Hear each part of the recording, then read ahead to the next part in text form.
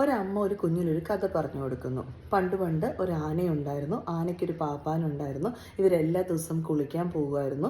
കുളിക്കാൻ പോകുമ്പോൾ ഇവർ തയ്യൽക്കാരനെ കാണുമായിരുന്നു. തയ്യൽക്കാരൻ ആനയ്ക്ക് പഴം കൊടുക്കുമായിരുന്നു. അതൊരു പഴയ കഥ. ഇങ്ങനെ ഒരു അമ്മ ഒരു കുഞ്ഞിൻ്റെ കൂട്ടത്തിൽ, അമ്മയായിക്കോട്ടെ, അച്ഛനായിക്കോട്ടെ, മുത്തശ്ശനായിക്കോട്ടെ, ആരാണെങ്കിലും കുഞ്ഞിൻ്റെ കൂട്ടത്തിലിരുന്ന് കഥ പറഞ്ഞു കൊടുക്കുമ്പോൾ സത്യത്തിൽ നമ്മൾ എന്താ ചെയ്യുന്നത്?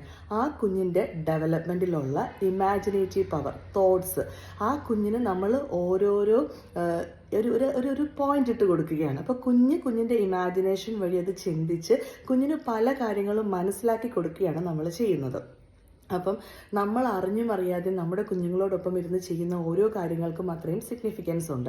നമ്മൾ എത്രയൊക്കെ ഗാഡ്ജറ്റ്സ് നമ്മുടെ മുൻപിൽ വന്നു കഴിഞ്ഞാലും അതൊരു വൺ വേ കമ്മ്യൂണിക്കേഷനാണ്. അപ്പം കുഞ്ഞുങ്ങൾ ഇത് കണ്ടുകൊണ്ടിരിക്കുന്നു എന്നുള്ളതല്ലാതെ കുഞ്ഞിന് സംശയം വരുന്നില്ല, കുഞ്ഞിന് ചോദ്യങ്ങൾ വരുന്നില്ല. കുഞ്ഞിൻ്റെ കൂട്ടത്തിൽ നമ്മൾ ഇരുന്ന് കുറച്ച് സമയം TV കാണുന്നതിനോ അല്ലെങ്കിൽ കാർട്ടൂൺ കാണുന്നതിനോ അല്ല ഞാൻ പറയുന്നത്. നമ്മൾ കുഞ്ഞിൻ്റെ കൂട്ടത്തിൽ ഇരുന്ന് സമയം സ്പെൻഡ് ചെയ്ത് കഥകൾ പറഞ്ഞ് അതിൻ്റെ അകത്തുള്ള സംശയങ്ങൾ ദൂരീകരിച്ച് കൊടുക്കുമ്പോൾ ആ കുഞ്ഞിൻ്റെ തോട്ട് പ്രോസസ്സ് വഴി കുഞ്ഞിൻ്റെ സ്പീച്ച്, ലാംഗ്വേജ്, കോഗ്നിറ്റീവ് ഡെവലപ്മെൻ്റ് ഒക്കെ ആയി വരികയാണ്. ഇതൊരിക്കലും ഒരു കാർട്ടൂണിനും നമുക്ക് മാറ്റിയെടുക്കാൻ സാധിക്കുന്നതല്ല.